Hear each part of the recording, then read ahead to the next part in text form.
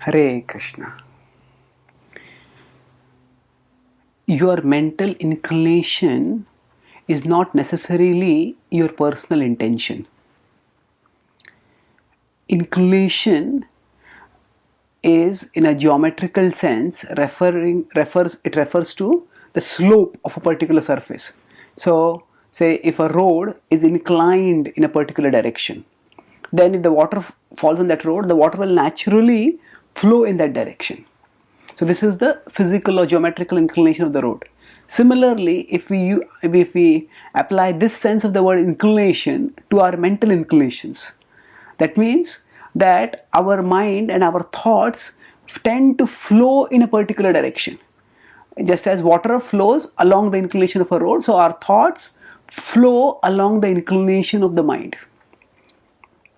Suppose if we are in a car on a road that is inclined, at that time, even without our effort, if we just keep the car without any attention to it, the car may just move by its own volition.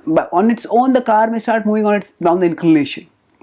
Now the car moves down the inclination, but that does not necessarily mean we want to go where the car is moving.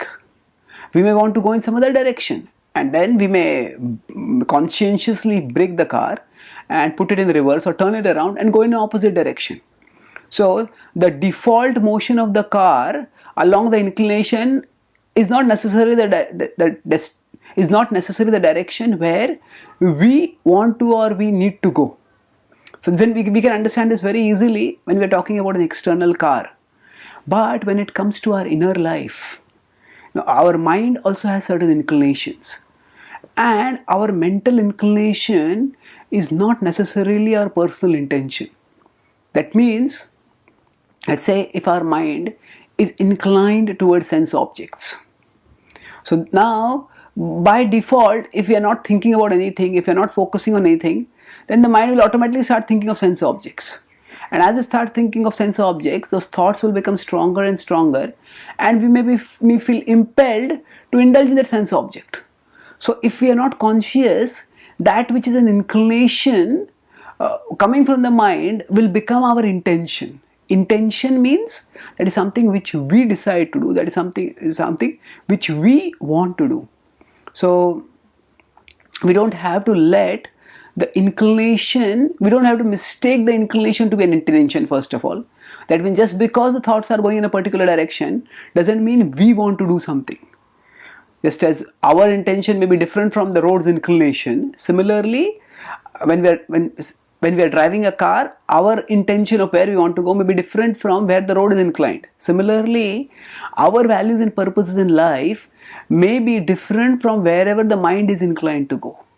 By recognizing that everything inside me is not me, all the thoughts and desires inside me are not my thoughts and desires.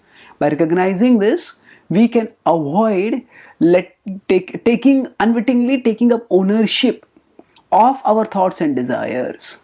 In the Bhagavad Gita, Krishna talks about this sort of inner vigilance when he states in 14.21-22 that Prakasham cha pravrittim cha mohameva cha pandava nadveshti sampravrittani nanivrittani kankshati.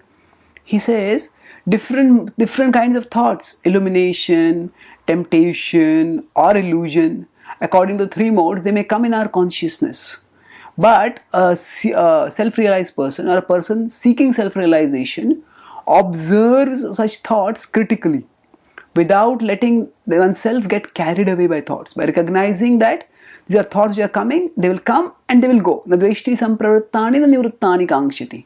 One doesn't hanker for them to come when they go away, and one doesn't resent when they come. One just observes. Let them come, let them go. And in this way, one stays unaffected amidst the arrival and the departure of thoughts. So by recognizing the difference, by becoming introspective and recognizing the difference between our mental inclination and our personal intention, we can avoid engaging in activities which we don't have to do, which are against our principles. And gradually, as we consistently direct our consciousness towards Krishna, our mental inclinations will change.